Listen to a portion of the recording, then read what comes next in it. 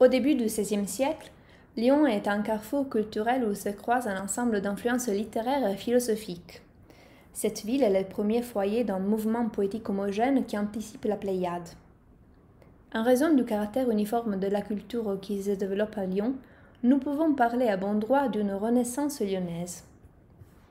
L'image de la couverture est un panneau brodé fabriqué à Lyon vers 1560. Il est adapté à partir de gravures de Bernard Salomon, artiste que nous avons déjà rencontré. Une dame et un chevalier y sont représentés entourés d'un décor de grotesque, en train d'observer une broderie représentant le mythe d'Actéon qui, ainsi que nous le verrons, est très présent dans la poésie de l'école lyonnaise. La ville de Lyon joue un rôle considérable dans le renouveau culturel qui a lieu au XVIe siècle. Elle occupe la deuxième place dans le royaume pour son rôle commercial et bancaire, ainsi que pour son éclat culturel. Par sa proximité avec l'Italie, Lyon favorise le rayonnement des idées de la Renaissance italienne. La culture lyonnaise peut être résumée en 4 points. L'autonomie des notables de la ville par rapport au pouvoir central représenté par le roi, le Parlement et la Sorbonne. La relative tolérance religieuse qui règne de 1530 à 1560. Le cosmopolitisme de ses élites, surtout tournées vers l'Italie. L'éclectisme de ses intellectuels, attirés par le pétrarchisme, le néoplatonisme et l'hermétisme. L'imprimerie a cette période en pleine expansion. Vers 1550, Lyon devient la capitale de l'imprimerie européenne et abrite presque 200 ateliers typographiques, dont plusieurs installés dans la rue Mercière. De nombreux écrivains, dont Rabelais et Marot, y font souvent imprimer leurs œuvres. L'art de l'impression est porté à sa perfection par les typographes Sébastien Griffe et Jean de Tourne. Grâce à Griffe, le courant humaniste s'établit à Lyon. De son côté, de Tourne, imprimeur de roi, édite des œuvres italiennes qui inspireront les poètes lyonnais, comme les poèmes de Pétrarque et les emblèmes d'Alcien. Au début du XVIe siècle, des cénacles se forment à Lyon, comme celui qu'on a appelé l'Académie de Fourvière. C'est toutefois une appellation impropre parce qu'il n'existe pas de document sur sa fondation ou la fréquence de ses réunions. Une lettre latine écrite par l'humaniste Humbert Fournier en 1506 nous permet de connaître les activités qui ont lieu au sein de ces cénacles. Les discussions portent principalement sur les lettres et la science, mais aussi sur la morale et la philosophie, conformément à l'esprit humaniste qui traverse le siècle. La littérature lyonnaise évolue d'abord sous l'égide de la poésie néo-latine, pratiquée notamment par les Sodalitium Lugdunense, c'est-à-dire la confrérie de Lyon, un groupe de poètes dont font partie Étienne Dolet, Clément Marot et Maurice Sèvres. Ces poètes publient plusieurs recueils d'épigrammes qui ont pour sujet la louange des amis, des mécènes et des imprimeurs lyonnais, et qui revalorisent le genre épigrammatique hérité des poètes latins Catulle et Martial. Il publie aussi un recueil de vers latins et vulgaires en l'honneur du dauphin de France, fils du roi, décédé en 1536.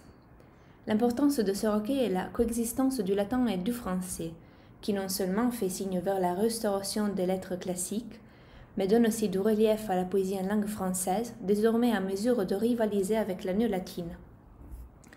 Mais ayant donné si grande impulsion à la poésie en français, ce groupe de poètes néo-latins s'efface. Désormais, la production poétique en langue française prend le devant.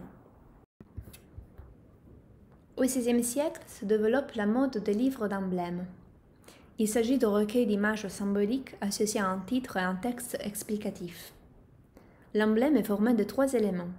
Une devise qui constitue son âme, une image qui constitue son corps, enfin un texte explicatif qui prend souvent la forme d'un poème et qui donne la leçon morale de l'emblème. Le livre fondateur, Les emblèmes d'André Alcia, est publié en latin en 1531. Cette œuvre est traduite en français par Jean Lefebvre et par Barthélemy Hanot. En 1552, Hanot, qui est poète et professeur de rhétorique à Lyon, publie son propre livre d'emblèmes en français, L'imagination poétique. Le livre est publié la même année en latin avec le titre de Picta Poesis, qui renvoie à l'expression latine ut pictura poesis, c'est-à-dire la poésie est comme la peinture. Pour ce qui est de notre propos, cette expression est très importante parce qu'elle met en relief le caractère visuel de la poésie au XVIe siècle. Dans l'image, nous voyons un emblème de l'imagination poétique d'Hanot, qui représente en particulier le mythe d'Actéon, issu des Métamorphoses d'Ovide. Dans ce mythe, le chasseur Actéon surprend la déesse Diane et ses compagnes dans une source. Outrée de paraître nue devant un mortel, Diane asperge Actéon de l'eau de la source et le change ainsi en cerf. Ainsi, les chiens du chasseur métamorphosé le dévorent. Ce mythe fait l'objet au XVIe siècle de différentes interprétations, surtout morales. Ainsi, pour Barthélemy Hanon, le mythe doit être lu comme un avertissement pour le seigneur qui, entouré de parasites, risque de subir la perte de ses richesses et le renversement de son statut social. Mais cette interprétation n'est pas la seule possible. Ainsi que nous le verrons par la suite, ce mythe peut aussi avoir, chez les poètes de l'école lyonnaise, une interprétation philosophique et amoureuse. L'on désigne avec le nom d'école lyonnaise un groupe de poètes qui, quant à leurs influences littéraires et philosophiques, représentent un ensemble uniforme aux yeux de la critique littéraire.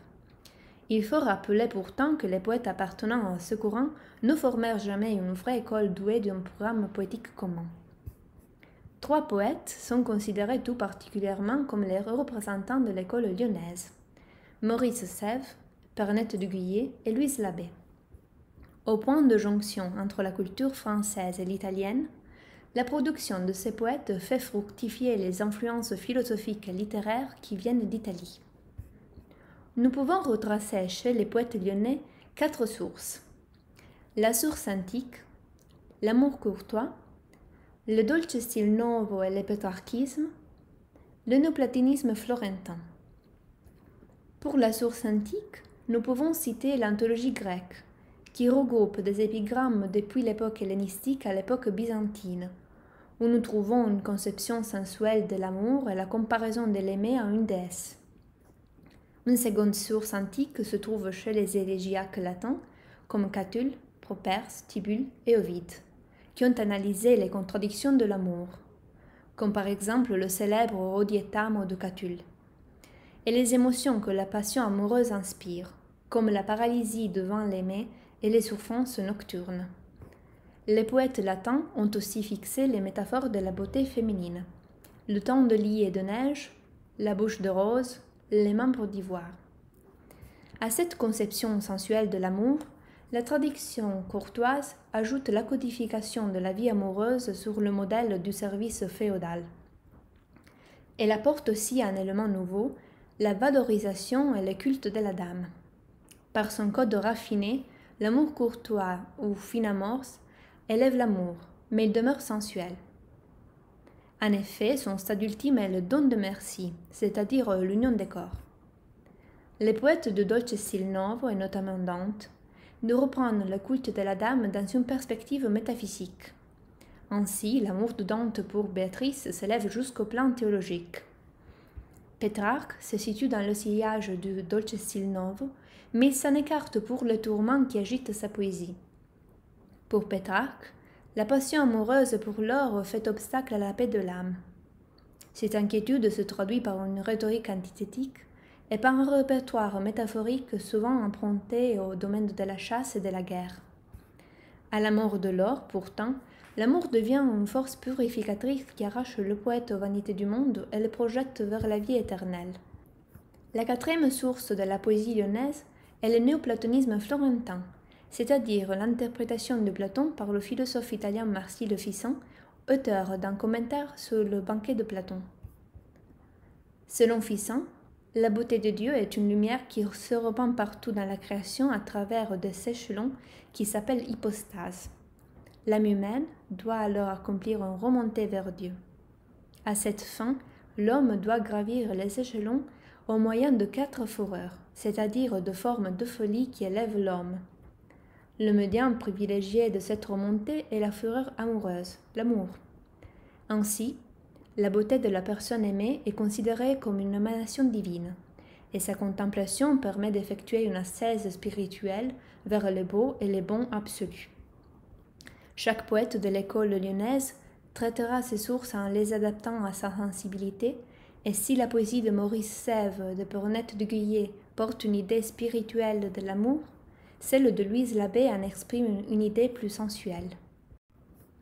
Le recueil d'Élie, objet de plus haute vertu de Maurice Sèvres, est publié à Lyon en 1544 chez Antoine Constantin. Cette œuvre est le premier canzoniere français, puisqu'il se situe dans la droite ligne du canzoniere de Pétrarque. Nous savons l'admiration que le poète lyonnais porte à Pétrarque et son rôle dans la transmission du pétrarchisme en France.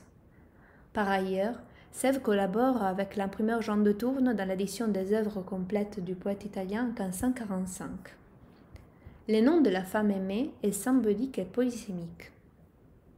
Le nom de Délie présente en effet un vaste réseau d'associations. Il évoque d'abord la déesse Diane, née dans l'île de Délos. Les deux aspects célestes et infernal de Diane, Lune et Hécate, permettent au poète d'explorer les différents aspects de la passion amoureuse. Ensuite, par l'assonance avec le verbe délier, le nom signifie que nul, même la mort, ne peut séparer le poète de sa dame.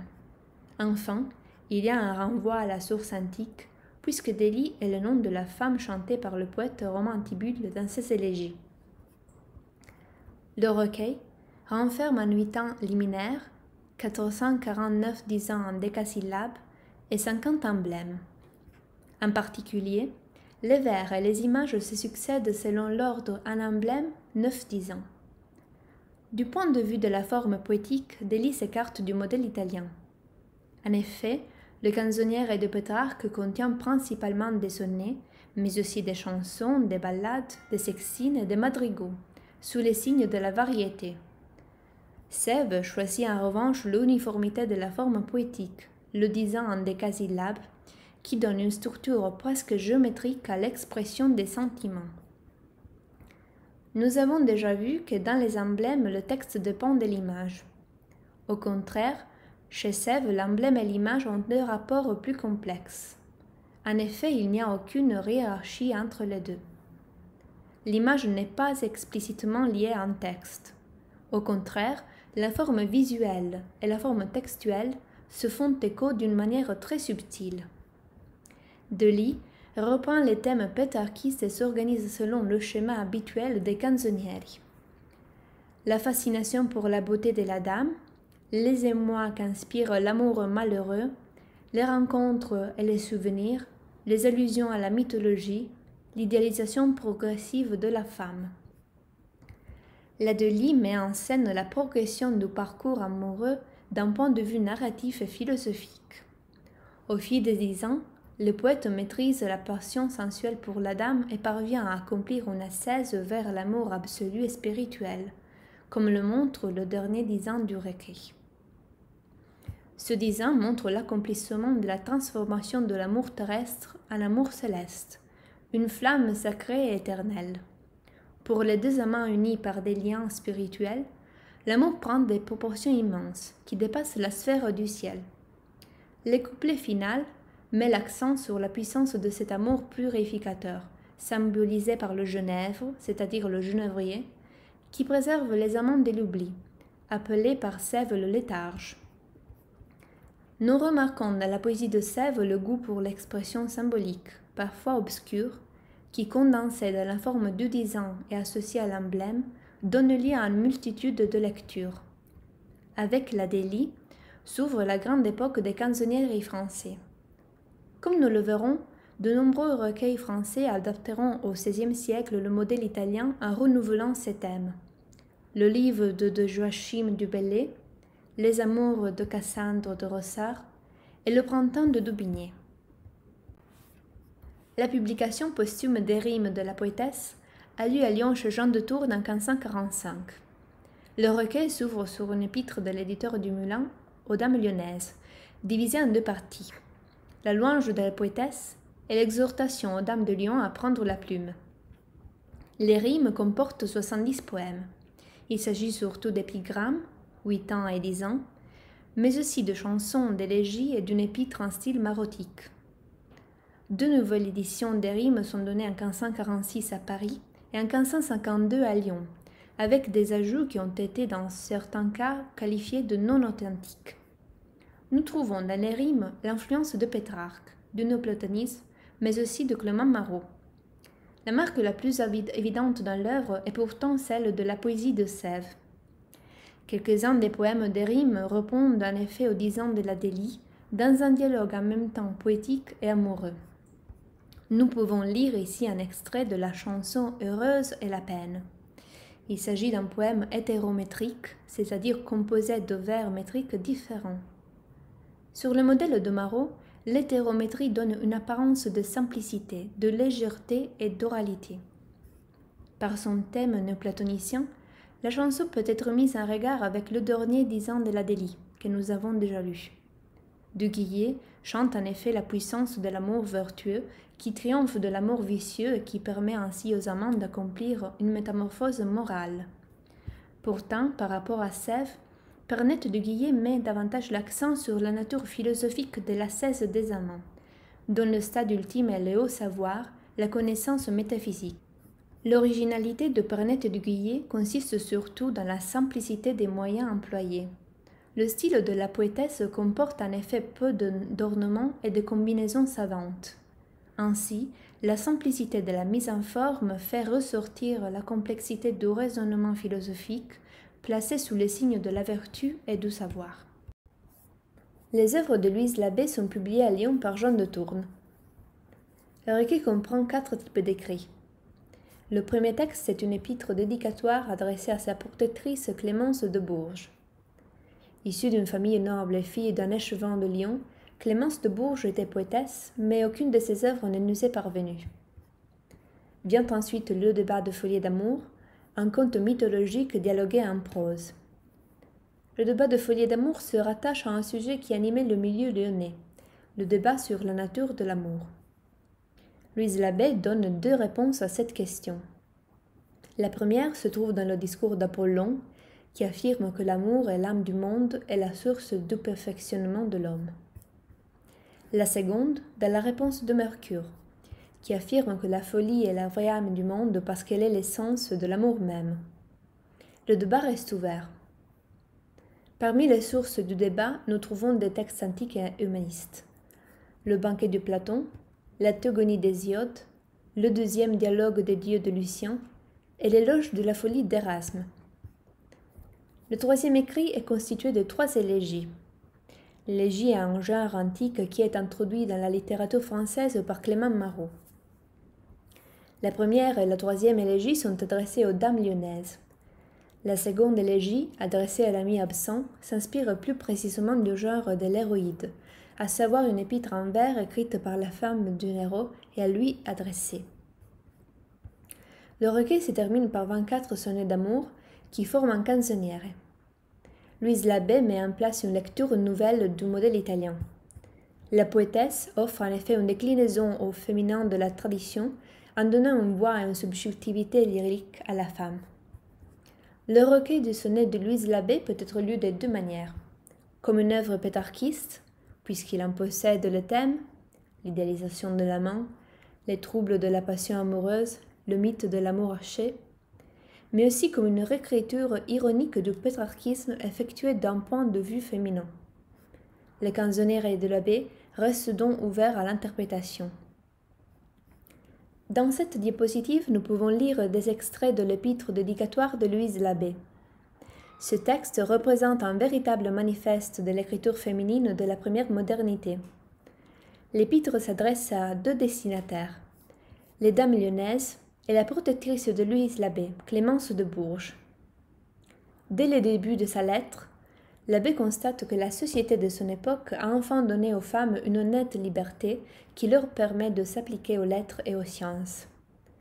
Par un appel passionné, elle exhorte alors les femmes éclairées à ne pas perdre cette occasion. Pour Labbé, les femmes peuvent aspirer à la gloire au même titre que les hommes. Elle leur demande un engagement total dans la poursuite de cet objectif. Nous trouvons aussi dans cette lettre l'idée qu'il est nécessaire pour les femmes de se constituer dans une communauté afin de parachever ce projet d'émancipation littéraire. Les femmes doivent en effet s'animer l'une l'autre à si louable entreprise. Louise Labbé a choisi de se faire accompagner par Clémence de Bourges, afin de lui offrir ses œuvres, mais aussi de l'inciter à publier à son tour le produit de sa plume. Par les projets d'une république des lettres au féminin et par la puissance de sa propre voix littéraire, Louise Labbé a contribué à la réflexion sur le rôle social de la femme et sur ses droits. Il est important de remarquer que l'épître de Louise Labbé se situe dans un contexte culturel spécifique. Le milieu lyonnais est en effet très favorable à l'émergence d'auteurs femmes. Mais dans d'autres milieux, comme celui de la Pléiade, les femmes seront bien plus souvent l'objet que le sujet de la création littéraire.